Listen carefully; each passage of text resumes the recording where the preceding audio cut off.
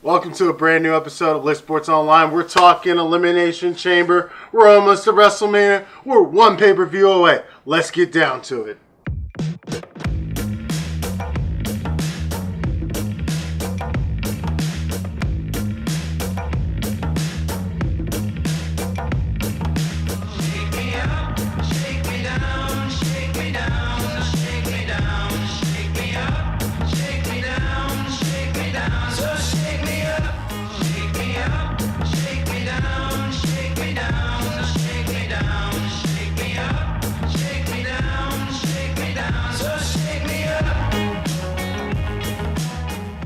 First match of the night to talk about. The almighty Bobby Lashley and his hype man Lio Rush taking on the leader of the Balor Club, Finn Balor. Not a fan of this match at all, actually. This is a setup for Finn Balor. This is more the same crappy booking we've had for Finn. If he leaves for AEW, wouldn't surprise me at least bit. Why would you stay when they clearly show how much they value you? Yep. I mean, what? I just don't get it. I mean, he was the first ever Universal Champion, had to relinquish it due to injury. Then he gets another shot against Brock Lesnar and just gets buried in the booking. And it's ridiculous. The man is pure talent, a huge crowd favorite, and they just continue to bury him in the booking.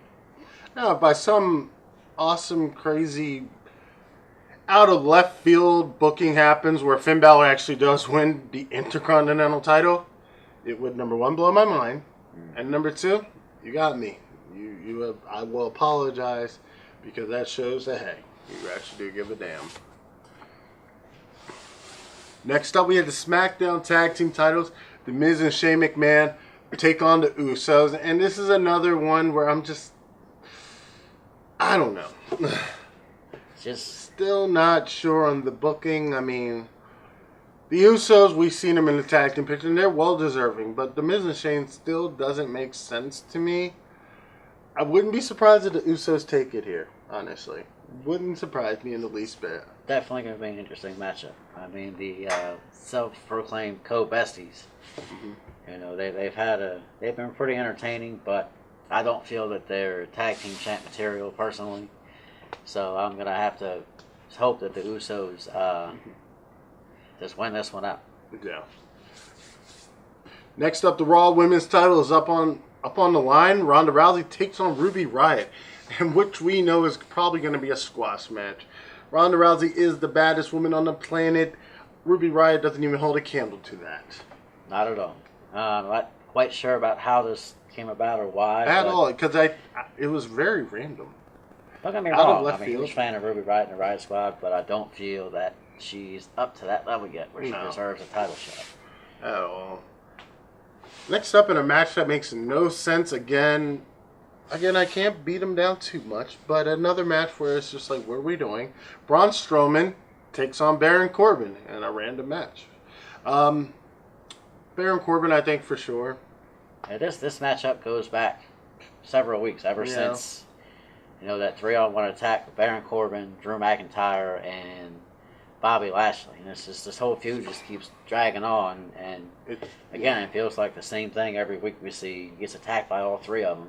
It's never a fair match, and I just hope that Braun can put an end to this, and Braun will go over. Yeah, I mean, this is definitely, another example of the fact that the WWE, they claim they're about change, and they claim this, but we're seeing more of the same. That's true. Braun's another crowd favorite. Yeah. He gets huge pops every time he comes to the arena. And his music hits, and everybody shouts, "Get these hands." It's crazy how badly he's underbooked. I mean, how many times has he had title shots? Yeah. Have been buried. He's been booked to lose. Why? I just don't get it. I don't get it at all either. Next up, WWE titles up for grabs in the Elimination Chamber match. Daniel Bryan, Samoa Joe, Randy Orton, who won a match to be entered in last, Jeff Hardy, AJ Styles, and Kofi Kingston, who is replacing Mustafa Ali, all for the big title. Out the gates, got to say, Kofi Kingston, a big surprise for me. Absolutely. Wow, good job getting back in the main event. Yep. As for a winner, honestly, I'm with Samoa Joe or Randy Orton. I see the title changing hands. Surprising enough, I just see it. I actually do too. I'd like to see it go back to AJ. As I am a big AJ Styles fan, but at the same time, again, Samoa Joe has not had a title run or title reign for that matter in WWE. So I feel like he's due. And I think he would be a great heel champion. And he's a total badass. He's a monster. So I think I'm going to go with Samoa Joe on this. Yeah, and also to note, Randy Orton also, there's been rumors swirling that there may be some AEW interest. Could we see Randy Orton go to AEW, which would be the biggest shock to the wrestling world? When you factor in Randy Orton, the star power, the people that may follow behind him, it could be something comparable to when Kevin Nash, Scott Hall, and Hulk Hogan went to the WCW. And that would be insane. It would be literally insane if that happened. Whether it happens or not, only time's going to tell. But I can say that the All In show that AEW is putting on in Las Vegas has already sold out. Yep, it's going to be huge. A lot of big names there. Whoa. A lot of publicity. It's just ridiculous how big that's going to be. It's insane. AEW is suiting up to be probably the next WCW. Hopefully they learn from the mistakes of WCW and can be a serious contender and make wrestling great again. Yep, I said it. Yes, well, that holds true. I think AEW could be a bigger competitor than WCW ever was. I mean, look at all the big names they've already signed. Chris Jericho, Cody Rhodes. Yeah. Names like that. It's crazy. I mean, when you factor in also the fact that the internet plays a huge part. And the internet is all about those independent darlings. And AEW is lining them all up. While AEW also presents itself almost like an independent organization. It does. It's I dare say the anti-WWE. So, like I said, we're going to see what happens, but only time will tell, but we will definitely be covering it. Yep. And on to the final match we are going to cover. Yes, I'm so the excited inauguration about this. of the women's tag team title, something I've been calling for a few years. Yep. Something many companies have tried. TNA has tried it. I believe WCW even tried it. WWE even had it back in the 80s. Yeah, you didn't know that, did you? But it's not going to be like this. But it won't. It's going to be different. The Raw team, Sasha Banks and Bayley, Nia Jackson, Tamina, the Riot Squad, Sarah Logan, and Liv Morgan. And now for the SmackDown teams. Fire and Desire, Sonya Deville and Mandy Rose, who are my pick. Fabulous Glow, Carmella and Naomi, and the Iconics, my also second pick. Peyton Royce and Billie Kay. Wow. Yeah, this is going to be huge. Both on Raw and SmackDown, they had matches to determine who would enter the chamber first. And on Raw, Sasha Banks and Bayley were defeated in the match. Sasha Banks got injured, and Bayley, with the second week in a row, has had to work the match herself for most of it. And unfortunately, she was pinned. So we'll see them go first. And from SmackDown, after a long match, the team of Fire and Desire, Sonya and Mandy Rose, will enter first for SmackDown. Now, saying that, just because you're first doesn't mean you're the worst. Just because you're first doesn't mean you're going to lose either. That's why, and I'm picking Sonya Deville and Mandy Rose. I think they have a great chemistry. They're, best friends. Sonya Deville has that MMA background, and Mandy Styles is just a powerhouse in her own right. The Iconics, Peyton Royce and Billie Kay, I love them. There's not much I can say. I just love them. And I honestly want to see them win. Now, like I said, I definitely think Fire and Desire, I think it goes to them.